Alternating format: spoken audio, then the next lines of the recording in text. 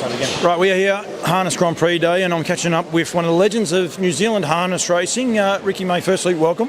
Thank you, yeah. Only halfway through. You've had a fair day for halfway through. You've taken out a Group 1 and the fast class race. It must be great to get winners on days like today.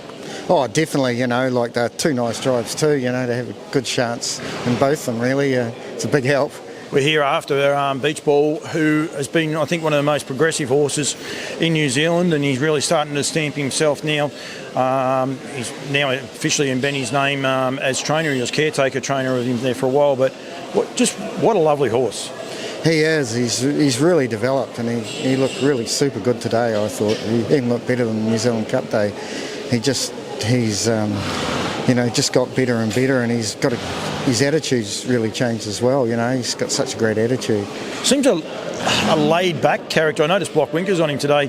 He just seems a pretty cool dude. Yeah, well, as a young horse, that's all he could race in was Block Winkers because he wouldn't go, sort of. So it's still the same, but I mean, he had half winkers on at the workouts the other day. We tried, and I was really happy with him too. But he's only 5, so I mean, just to get into that grade and do what he's doing is a big effort.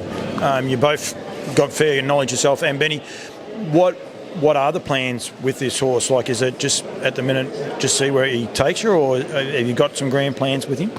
Oh, I definitely haven't got any grand plans, but it looks like he'll probably go to the Invercargill Cup in 10 days' time.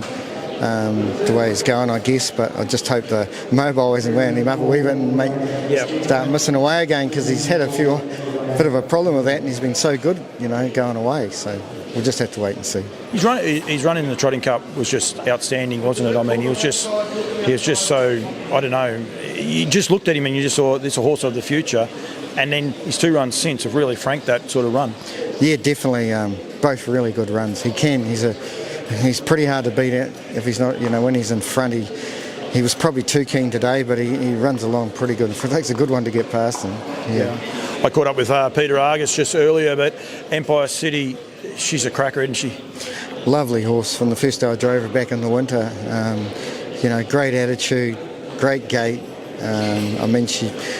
We had bad draws and a couple of things went wrong, no fault of anyone's really, and now she's really come to prove herself. What happened at Ashburton? It was funny when you said that. Was there a bit of interference, or did the horse galloped out on you were inside the second line, and you go back and watch it. I tell people sit here and watch it. Go back and actually watch that race. She had no right to win that day. Even 200 from home, she still had no right to win it, did she?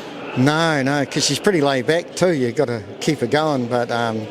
To be fair, that day the one in front, the one horse galloped and I had to get round it, and probably lost more lengths, so to come out and win it was a bloody good effort actually. Yeah, she's and very, very fast, and since then you couldn't drive last start. Nathan deputised. I think looking at it, she was better for having the run around Addington and being in front would have given you a fair bit of confidence today. Yeah, well, especially that's the best draw I've ever driven her from. She's had some pretty bad draws, so geez, me and Phil said that you got to make them draw, don't you? Yeah, well, we do, but she's a beautiful filly. She's very tall. The one thing I did would say, there's a lot of natural growth. It seems to be anyway. That's my thoughts. Looking at her, she should only get better. Yeah, she's a big horse for a 2-year-old. You wouldn't think she was a 2-year-old, but she's got such a great gait. You think she'd only get better next year. The commitment from Phil and the Williamsons and the boys as well. I mean, everyone was allocated a horse, and that unfortunately Nathan's horse went amiss, but they keep you on and look after you. That's so cool, isn't it? I reckon it's great. Yeah, absolutely. I thought Nathan would probably be driving her from now on, to be fair. Right at the start when I started driving her, Phil said, "Oh, she's your drive," but I didn't mind if he backed out of it, but he's just so loyal really, and I've driven a lot of winners for him years ago too, so we've had a pretty good relationship, but the 3 boys go pretty good at any rate. Oh, they do. I just think it's such a cool thing. They're a very loyal family, but they're also very traditional and loyal harness people, really, aren't they? Oh, exactly. Anyone would give their son the drive in front of me, I would say.